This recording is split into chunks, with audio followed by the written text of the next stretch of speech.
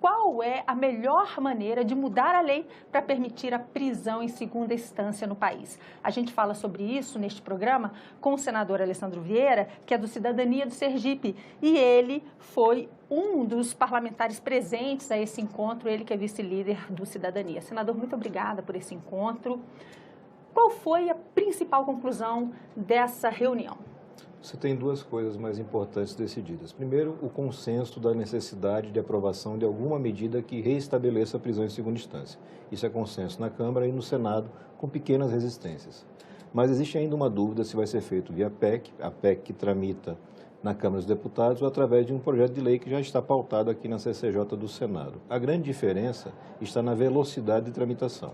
O PL tramita muito mais rapidamente, resolve o problema também. O texto é compatível com o voto do ministro Dias Toffoli, foi revisado pela consultoria da Casa. E a PEC demora um pouco mais para tramitar, mas em contrapartida tem pelo menos um alcance muito maior.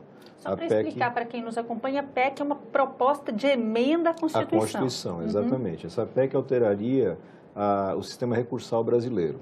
Então, você deixaria de ter o recurso especial, que é o recurso chamado de terceira instância, no STJ, e deixaria de ter o recurso extraordinário, que é o recurso perante o STF, uma quarta instância. Resolve o problema, só que tem um alcance muito grande. Você vai deixar de ter esses recursos para as esferas cíveis, trabalhistas, não só para o criminal, como acontece no PL aqui do Senado. Mas isso não é bom? É muito bom, mas tem custos. Você tem que saber como o Brasil como um todo, grandes empresas, o governo, vai se adaptar a essa nova realidade, onde você vai ter execução imediata. Então, determinados custos que seriam diluídos em décadas, às vezes, passarão a ter uma execução muito mais rápida. No final das contas, é muito bom, mas tem que ir para a ponta do lápis. Na ponta do lápis, em outras palavras, o que o senhor está dizendo é que a gente precisaria ver se o Brasil aguenta uma justiça que não tarde. Exatamente. A justiça brasileira se notabilizou pela lentidão e você tem várias estruturas montadas em cima disso. Os governos acostumados a procrastinar os direitos do cidadão. O maior ator no judiciário, o maior recorrente no judiciário é o poder público. Da mesma forma, você tem empresas que se estruturaram, na questão de tributos principalmente, baseadas em decisões judiciais. Para não pagar dívida, eles vão recorrendo, vão usando lei, todos os artifícios da lei, é legítimo, é legal. É muito bom que a gente reveja isso, mas tem que fazer a revisão com os pés no chão, sabendo as consequências. Você não pode, a pretexto de mexer só na parte criminal, ter todas essas alterações, porque gera uma preocupação de que você acabe postergando isso. Porque cada tempo que você deixa de decidir a situação criminal, tem mais bandido na rua. Você tem casos não só de corruptos liberados, você tem muitos casos de traficantes, de homicidas que estão saindo por conta do precedente criado pelo Supremo Tribunal Federal. Então é urgente resolver essa situação e continuamos achando que o PL resolve isso bem e muito mais rápido. A PEC continua sendo discutida, tramita normalmente, vai ser muito bem recebida aqui no Senado após ser aprovado na Câmara dos Deputados, mas não existe nenhuma incompatibilidade entre os dois projetos. E mesmo com o acordo, com o interesse, com o compromisso até dos senadores de se colocarem de forma favorável à proposta de emenda à Constituição, ainda assim ela pode ser lenta? Ela é necessariamente lenta porque você tem um rito na Câmara dos Deputados que exige CCJ, onde ela já passou, comissão especial com até 40 sessões específicas para debate e depois a discussão em plenário. E não é um projeto que vai passar sem polêmica, sem discussão, ele vai ter muita coisa para ser debatida. Então, mesmo que aqui no Senado a gente consiga acelerar, porque o rito do Senado comporta um trabalho mais rápido, na Câmara dos Deputados isso vai demorar um pouco. Então, o que foi exigido e o presidente da Câmara dos Deputados, Rodrigo Maia, se comprometeu é de, na terça-feira, apresentar um calendário. E aí sim teremos uma nova reunião de lideranças do Senado para avaliar esse calendário e entender se ele é suficiente para poder atender o interesse da sociedade ou se é necessário apelar para o projeto de lei que já tramita aqui. O presidente Rodrigo Maia chegou a sinalizar também com alguma possibilidade de apoiar o PL em discussão no Senado, porque anteriormente, de acordo com a imprensa, pelo menos, ele vinha se pronunciando dizendo que a Câmara já tinha tomado a decisão pela PEC. Pode existir a tramitação conjunta, no sentido de que o Senado se compromete a ajudar a PEC quando ela vier e a Câmara se comprometer também a ajudar o PL, ou isso não foi falado lá? O presidente Rodrigo Maia tem uma posição firmada favorável à PEC. Evidentemente que ele não tem poder para alterar a tramitação de projetos no Senado, por isso que o nosso sistema é bicameral. O Senado tem que fazer aquilo que o Senado entende correto e depois interagir com a Câmara dos Deputados. Eu tenho certeza que, capacitado como é o presidente Rodrigo Maia, e certamente comprometido com o combate à corrupção, com a proteção das pessoas, com a redução da violência, ele vai abraçar o projeto que resolva isso da forma mais efetiva e rápida. Então, o senhor acha que uma das soluções possíveis dos líderes, caso não estejam de acordo com o cronograma apresentado pela Câmara na semana que vem, é pressionar, aprovando, pedindo esse projeto na pauta ainda assim aqui no Senado? Com certeza. É uma definição do grupo de senadores que defende isso aqui no Senado, que a gente faça o caminho mais rápido. Ninguém está abrindo mão da técnica, do respeito ao direito, mas estamos atendendo a uma urgência da sociedade como ela deve ser atendida, com velocidade.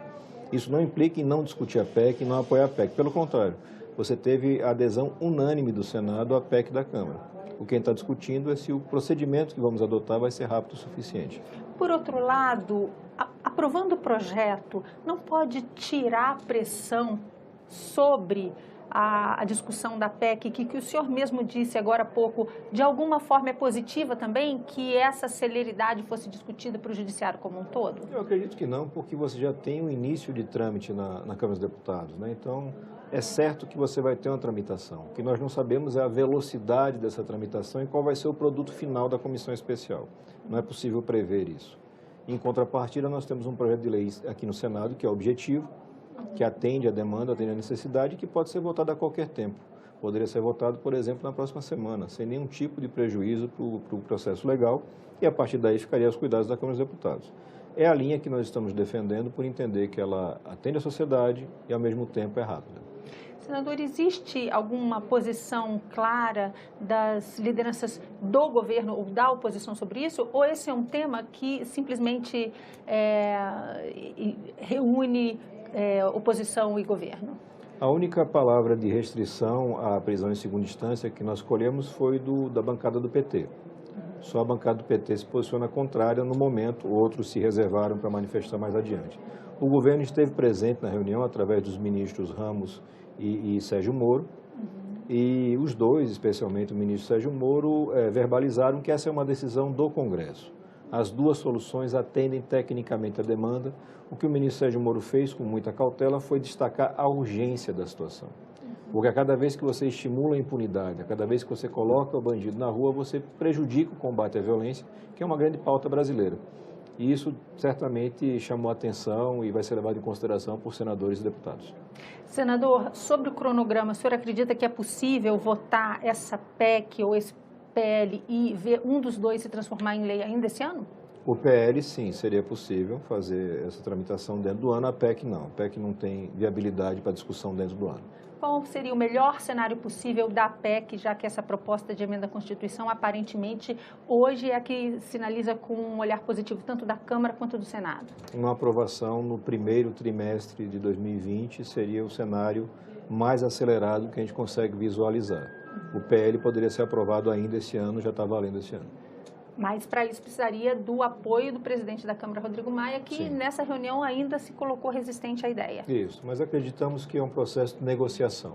Né? Na mesma medida em que surgiram textos ao longo das últimas semanas e as manifestações foram mudando do presidente do Senado e do presidente da Câmara dos Deputados, a gente imagina que com a mobilização da sociedade e com a apresentação técnica desses textos é possível chegar a uma composição mais adiante. O presidente da Câmara chegou a explicar os motivos pelos quais ele, a princípio, é contrário a defender também o PL? Ele tem a preocupação em não voltar a judicializar a questão. Né? Mas, na realidade, mesmo uma PEC, uma proposta de emenda à Constituição, pode ser judicializada e, como é uma questão muito importante, certamente será judicializada. Aí, nesse ponto, é importante atentar para os votos dos ministros do Supremo. Os ministros apontaram que o problema está no Código de Processo, não na Constituição. Você não tem na Constituição nenhum dispositivo que vede a prisão. O que você tem é presunção de inocência, e isso é válido, e a cláusula pétrea. A questão do trânsito em julgado, efetivamente só após a extinção dos recursos é que você tem o chamado trânsito em julgado, isso também é cláusula pétrea, mas em nenhum momento você toca na questão da prisão. Tanto é que a prisão em segunda instância foi executada no Brasil na maior parte do nosso período democrático. Senador, existe sempre um clamor das redes sociais, a gente tem hoje um parlamento muito mais sensível a essa discussão nas redes. O senhor, que também tem uma atuação nessa área, tem visto uma opinião clara nas redes sociais a esse respeito? Existe uma pressão da sociedade em favor de um projeto ou de uma PEC? Ou para a sociedade isso não importa, o que importa é ver a mudança? O que a sociedade quer é a prisão em segunda instância, né? Nós temos na plataforma do change.org um abaixo-assinado com 2 milhões de assinaturas já. Você tem a mobilização muito grande, tanto de grupos mais organizados, mas também do cidadão comum, que não quer ver o Brasil transformado num paraíso da impunidade. Nós já vivemos nesse Brasil os processos que não acabavam nunca para aqueles que têm dinheiro para contratar boas bancas de advogado. E agora a gente teve, durante um período, a percepção de uma justiça que funciona mais rapidamente. É muito importante para você ter um Brasil que seja justo de verdade, você ter justiça que funcione rapidamente e tenha suas sentenças executadas. Senador, mais uma vez, muito obrigada por essa conversa aqui conosco. Nós conversamos com o senador Alessandro Vieira, que é vice-líder do Cidadania de Sergipe. O nosso tema, a prisão em segunda instância no Brasil e o projeto ou proposta de emenda à Constituição que estão em discussão na Câmara e no Senado a esse respeito.